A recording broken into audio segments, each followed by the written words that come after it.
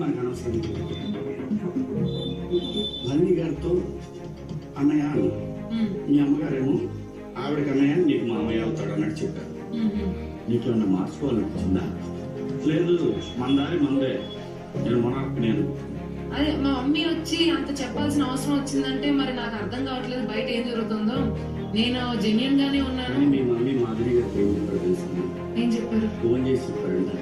ఏమని? దివ్య అని భరణి గారికి దూరంగా ఉండమని చెప్పమ్మా ప్లీజ్.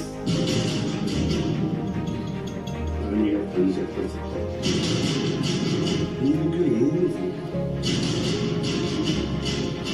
అమ్మ చెప్పింది నిజమ్మా అబద్ధం. సో ఇప్పుడు నాకు కూడా తెలియదు ఇప్పుడు ఏంటి దూరంగా ఉండమన్నారా లేదంటే ఆయన ఇప్పుడు తెలుసా మాధురి గారికి తెలుసా? కానీ ప్రతి ఒక్కరికి ఉన్న ఫీలింగ్ చెప్తున్నాను. దివ్య వితౌట్ భరణి అయితే ఉన్నది